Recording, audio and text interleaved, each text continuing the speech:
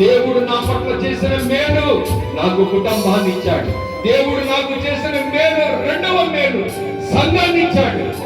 మా మధ్య ఇచ్చిన సార్వత్ర సంఘమే దేవుడు చేసిన ఆత్మీయ కుటుంబం.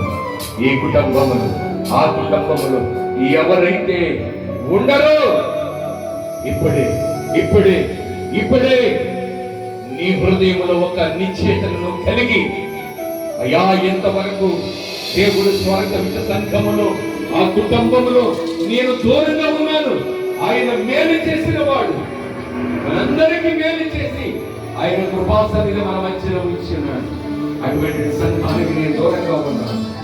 ఎప్పటి నుంచి ఆ సంఘములో వెలుపల ఉండను, నేను లోపల ఉంటాను అని తీర్మానం చేసుకుందాం. ఎందుకంటే ఆయన స్వర్గం నుంచి సంపాదించిన సంఘములో నీవు ఉంటే రేపు పరలోక రాజ్యములో పుడతావు. మొదటి దినాన 2వ సెక్షన్లోని దేవుని దాసులు మనతో మాట్లాడారు. ఏమిటి అంటే నీవు బ్రతుకు, నీవు ఫలించి అభివృద్ధి చెంది విస్తరించి భూమిని నిండింప చెయ్యి. ఎక్కడ బ్రతుకుతున్నాం? సంఘానికి వెలుపల మనం ఎక్కడ బ్రతుకుతున్నాం? ఎలాగ బ్రతుకుతున్నాం? దేవుడి చెప్పినట్టు మనం బ్రతుకుతున్నాం.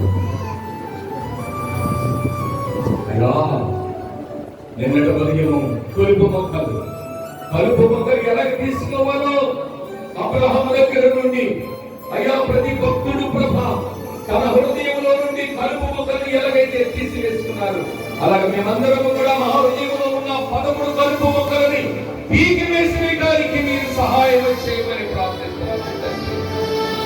అయ్యా ఇదిగో ప్రభా రాత్రికాల సమయంలో మీ దాసుల ద్వారా మాట్లాడినండి ఆ గొప్ప వాక్యము,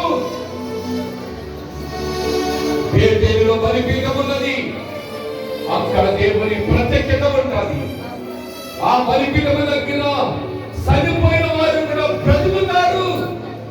అయ్యా నీ మందిరములో పిచ్చుకలకు నివాస స్థలము దొరుకును, వారితో పిల్లలు పెట్టడానికి కూటి స్థలము దొరుకును.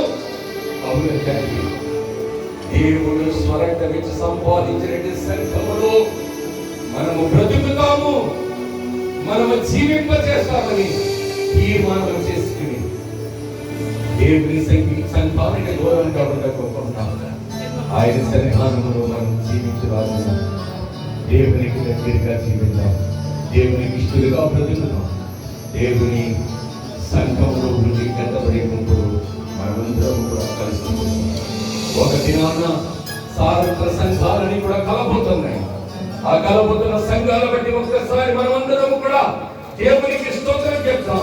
హల్లెలూయా, హల్లెలూయా. అందరం కూడా కూర్చుంటాం.